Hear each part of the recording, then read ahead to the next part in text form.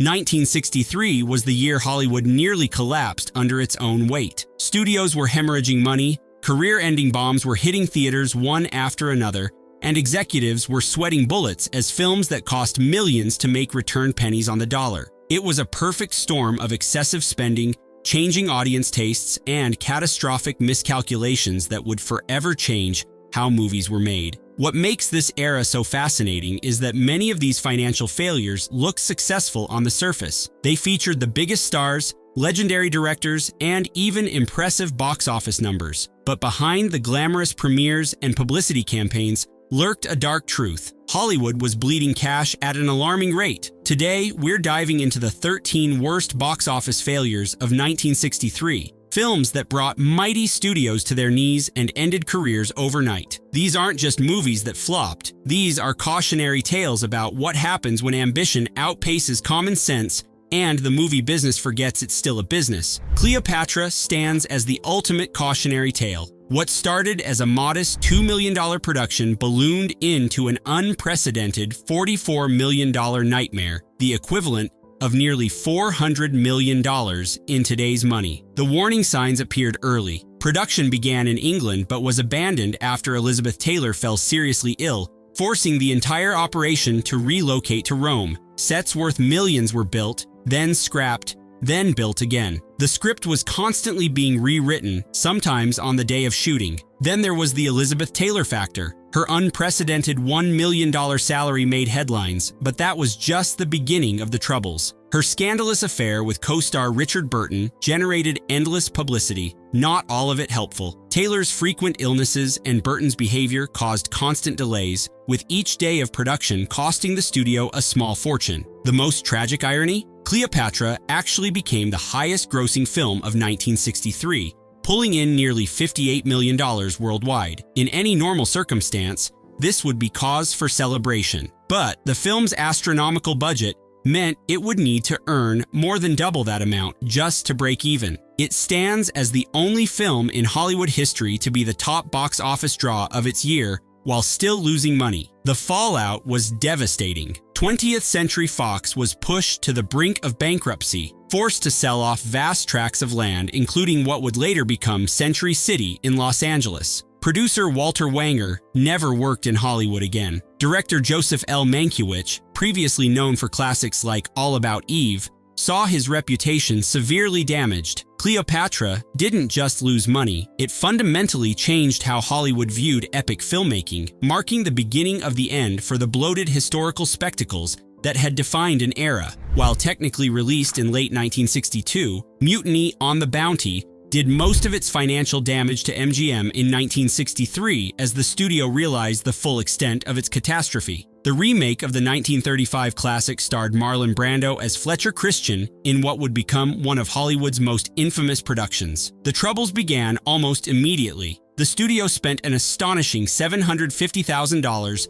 just on reconstructing the bounty ship for filming. Originally budgeted at around $7 million, already substantial for the time, costs quickly spiraled out of control, eventually exceeding $19 million, a staggering amount that ensured the film would never turn a profit. The primary culprit? Marlon Brando himself. Fresh off his success in films like On the Waterfront, Brando was at the height of his power but also at his most difficult. He clashed constantly with the original director Carol Reed until Reed quit in frustration. His replacement, Louis Milestone, fared no better, with Brando essentially taking over direction of his own scenes. Brando's behavior on set was legendary for all the wrong reasons. He demanded constant script rewrites, sometimes delaying filming for days. He would refuse to come out of his trailer for hours. His bizarre creative choices, playing the British Fletcher Christian with an affected, foppish manner, baffled everyone, including his co-stars. When the film finally limped into theaters, critics were unimpressed, and audiences largely stayed away. MGM, already financially vulnerable,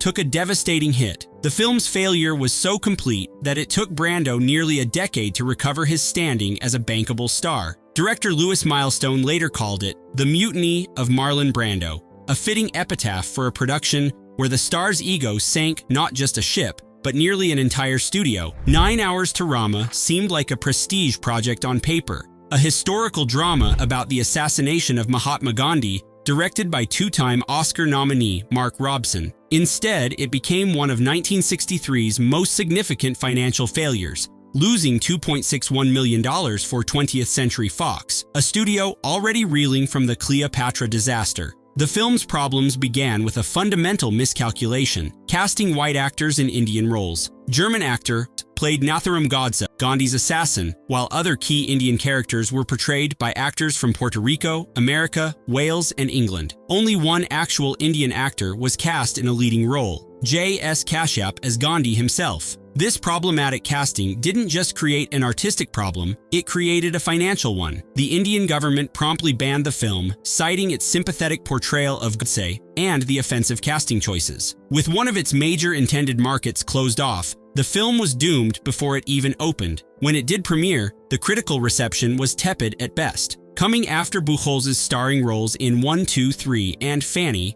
had already underperformed, 9 Hours to Rama effectively ended his hopes for Hollywood stardom. Following his agent's advice, he retreated to European cinema, his American career in tatters. The film's failure highlighted the changing global nature of cinema. In 1963, international markets were becoming increasingly important, and cultural insensitivity wasn't just politically problematic. It was bad business. William Holden was one of Hollywood's most reliable box office draws throughout the 1950s, but by 1963, even his star power couldn't save The Lion from becoming a financial disaster. The film, shot on location in Africa, tells the story of an American engineer who clashes with his ex-wife over their daughter's unusual bond with a lion. The production's extensive location shooting in Kenya drove the budget far beyond initial projections. Transporting cast, crew, and equipment to remote African locations proved logistically nightmarish and enormously expensive. When the final accounting was done, The Lion had roared through its budget and lost an astounding $3 million. What makes this failure particularly notable is that it represented a new kind of Hollywood miscalculation. Studios were increasingly looking to exotic locations to lure television-bound audiences back to theaters. The Lion proved that merely setting a film in a photogenic locale wasn't enough. The story still needed to connect with viewers. For Holden, the film's failure continued a concerning trend. Once Hollywood's golden boy, his box office appeal was waning just as his salary demands had peaked. Studios began to question whether his name alone could justify a major production budget. Adapting F. Scott Fitzgerald's acclaimed novel seemed like a safe bet in the prestige-hungry Hollywood of the early 1960s. With its glamorous French Riviera setting and tragic romance, Tender is the Night had all the elements of a sophisticated adult drama. Instead, it became another 1963 casualty, losing $2.65 million for 20th Century Fox. The film suffered from production bloat common to the era. Extensive location shooting in Zurich, Paris, and the French Riviera drove costs upward. The period setting required elaborate costumes and set design. Jason Robards and Jennifer Jones led a cast that, while talented, lacked the marquee power to draw audiences on name recognition alone. Critical reception was mixed at best. Many reviewers found the adaptation lacking the emotional depth of Fitzgerald's novel, with the characters' psychological struggles feeling superficial on screen. Audiences, perhaps growing tired of glossy literary adaptations, largely stayed away. The film's failure represented a broader industry problem: the growing disconnect between what Hollywood thought audiences wanted and what they were actually willing to pay to see. Literary prestige wasn't enough in a changing cultural landscape, where younger viewers were seeking more contemporary stories. While not as catastrophic as some other entries on our list, Captain Sinbad represents the failure of Hollywood's attempt to capitalize on the fantasy adventure trend without adequate resources. Produced in Germany as an MGM release, this colorful but ultimately forgettable adventure film sank quickly at the box office. The production aimed to capture the magic of successful fantasy films like The Seventh Voyage of Sinbad, but without the benefit of Ray Harryhausen's groundbreaking special effects. The result was a visually dated film even by 1963 standards, with effects that couldn't compete with audience expectations that had been raised by superior productions. The film's international casting, including American Guy Williams, fresh from TV's Zorro, and German actresses, aimed for global appeal, but resulted in a disconnect that audiences could feel. The stilted dubbing and uneven performances contributed to the film's failure to find an audience either domestically or abroad. Captain Sinbad failed because it represented a particular Hollywood misstep of the era, trying to create a B-movie on an A-movie budget, resulting in a product that satisfied neither the art film audience nor the mainstream crowd. Set during the Boxer Rebellion in China, 55 Days at Peking was producer Samuel Bronston's attempt to recreate the epic scale of his earlier success, El Cid. Starring Charlton Heston, Ava Gardner, and David Niven, the film had all the elements of a blockbuster, but instead became another victim of 1963's box office curse. The production was enormous even by the standards of the time. Bronston constructed vast sets outside Madrid, Spain, including a full-scale recreation of the Foreign Legation's quarter in Peking, complete with authentic Chinese architecture. Thousands of extras were employed, along with countless elaborate costumes and props. But this grandeur came at an unsustainable cost. The film's budget ballooned to nearly $10 million, an enormous sum for 1963. While the exact financial loss remains disputed, industry analysts place it among the year's biggest money losers. The international box office, usually the salvation for historical epics, couldn't make up for domestic disinterest. The film's failure contributed to the ultimate collapse of Samuel Bronston Productions just a few years later. It demonstrated that even combining the seemingly foolproof elements of historical drama, A-list stars, and spectacular action sequences was no guarantee of success in the rapidly changing film market of the 1960s. PT-109 had everything going for it on paper: the heroic true story of John F. Kennedy's wartime naval service, released while Kennedy was at the height of his popularity as president. Warner Brothers had even secured Kennedy's approval for the project. Yet, the film became another 1963 disappointment, failing to recoup its considerable investment. The production faced challenges from the start. Finding suitable locations and recreating the naval warfare sequences proved more expensive than anticipated. Cliff Robertson, who played Kennedy, was a respected actor, but not a major box office draw. The film's release was delayed several times, adding to costs, but the real unfortunate events was in the timing. Released in June 1963, the film had only a few months in theaters and on the public consciousness before Kennedy's assassination in November completely changed how Americans would view any depiction of the fallen president. What had been meant as a celebration of Kennedy's heroism suddenly felt like a painful reminder of what had been lost. While not an outright financial disaster on the scale of Cleopatra, PT-109 represents how even seemingly sure things could go wrong in the tumultuous film industry of 1963. External events beyond Hollywood's control could transform a potential hit into a forgotten footnote. Robert Wise's The Haunting is today considered one of the greatest horror films ever made, a masterpiece of psychological terror that influenced generations of filmmakers. In 1963, however, it was a commercial disappointment that failed to recoup its investment for MGM. Several factors contributed to its initial failure. The film was shot in black and white at a time when color was increasingly expected for major releases. Its subtle approach to horror, emphasizing suggestion over explicit scares, was ahead of its time but confusing to audiences accustomed to more straightforward monster movies. The casting, while perfect from an artistic standpoint, lacked major stars who could draw audiences. Julie Harris, Claire Bloom, and Richard Johnson were respected actors, but not box office attractions. Perhaps most importantly,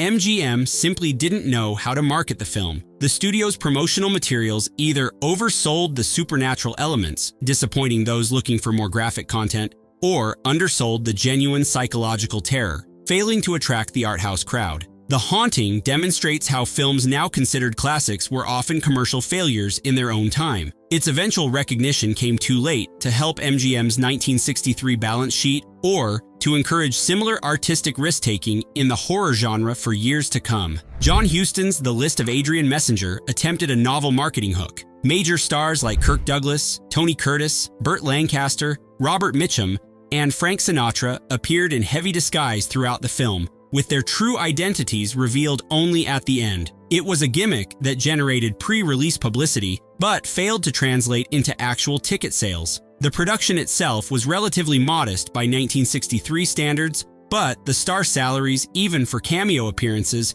drove up costs significantly. The murder mystery plot, while intriguing, was perhaps too cerebral for audiences expecting more straightforward entertainment from a film with such a star-studded cast. Critics were generally unimpressed with both the film and its casting stunt. Many found the disguises too obvious or the reveals too anticlimactic to justify the concept. Audiences apparently agreed, as the film performed well below expectations at the box office. Adrien Messenger represents a specific type of Hollywood miscalculation, assuming that marketing gimmicks and star power alone could compensate for fundamental storytelling weaknesses. In the increasingly sophisticated film market of the 1960s, such tricks were losing their effectiveness. Though now revered for Ray Harryhausen's groundbreaking stop-motion special effects, particularly the iconic skeleton battle sequence, Jason and the Argonauts was initially a financial disappointment upon its 1963 release. Columbia Pictures had invested heavily in the production, banking on the success of earlier Harryhausen mythological adventures. The film's production costs were driven up by the labor-intensive special effects sequences, each of which required painstaking frame-by-frame animation. Harryhausen's work was revolutionary but expensive and time-consuming, with the skeleton sequence alone taking over 4 months to complete. While the film performed reasonably well with younger audiences, it failed to cross over to the adult market in the way the studio had hoped. The mixture of Greek mythology, adventure, and fantasy seemed caught between demographics, too juvenile for adults but too slow-paced in parts for children. The financial underperformance of Jason temporarily cooled Hollywood's interest in mythological epics. It would be several years before Harryhausen could secure backing for his next major project, forcing one of cinema's most innovative creators to scale back his ambitions temporarily. It may seem shocking to modern viewers, but The Great Escape, now considered one of the greatest war films ever made, was initially a box office disappointment in the United States. While not a catastrophic bomb, its domestic performance fell well short of expectations given its star-studded cast led by Steve McQueen and its considerable production budget. The film faced several commercial challenges. Its nearly 3-hour runtime limited the number of daily screenings. Its ensemble approach, while dramatically effective, meant that even stars like McQueen had relatively limited screen time compared to what audiences expected. The downbeat ending, with many characters not making it out alive, didn't provide the triumphant closure American audiences often preferred in war pictures. Where the film did excel was in international markets and, crucially, in its long-term performance. Strong word of mouth and repeat viewings eventually made The Great Escape profitable, but not quickly enough to help United Artists' 1963 balance sheet or to secure director John Sturgis's next project the budget it deserved. The Great Escape demonstrates how films now considered unassailable classics were often initially misunderstood or underappreciated. Its eventual success came too late to prevent Hollywood's growing risk aversion in the mid-1960s. Billy Wilder's Irma La Douce, starring Jack Lemmon and Shirley MacLaine, actually performed well at the box office, becoming one of 1963's highest-grossing films. So,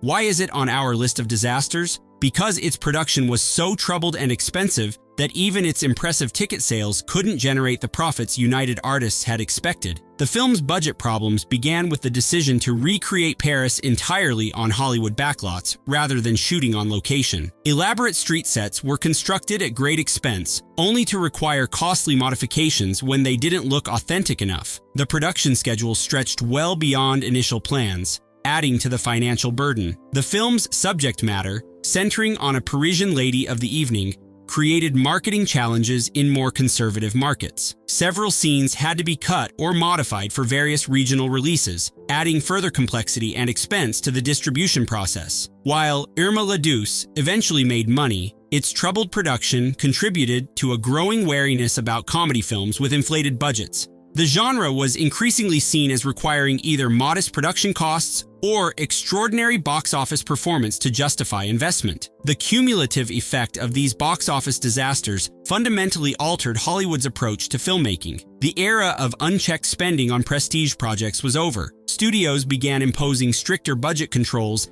and more rigorous market testing before greenlighting ambitious productions. The power dynamic shifted dramatically. Stars who had previously dictated terms found their influence waning as studios became more cost-conscious. Directors accustomed to artistic freedom faced increased oversight. Producers who had championed the failed epics of 1963 found themselves struggling to get new projects approved. Perhaps most significantly, the industry's focus began to change. The historical epics and literary adaptations that had dominated production schedules gave way to more contemporary stories with smaller budgets and less risk. When big budgets were approved, they increasingly went to projects with pre-sold concepts and clearly defined audience appeal. The irony is that many of 1963's disasters have been critically reassessed over time. Films like The Haunting, Jason and the Argonauts, and The Great Escape are now considered classics, their artistic merits recognized long after their commercial failures were tallied. Others like Cleopatra have become fascinating time capsules of an era when Hollywood's reach exceeded its grasp. What remains is the cautionary tale. In the film industry, artistic ambition without financial discipline is a recipe for disaster. The ghosts of 1963's box office disappointments still haunt executive suites today, silent warnings from an era when Hollywood nearly collapsed under the weight of its own excesses. As we look back on these 13 disasters from the perspective of today's franchise-dominated film landscape, it's worth asking, did Hollywood learn the right lessons from 1963, or did it merely exchange one form of excess for another? The answer, like the films themselves, is more complex than a simple box office tally could ever reveal.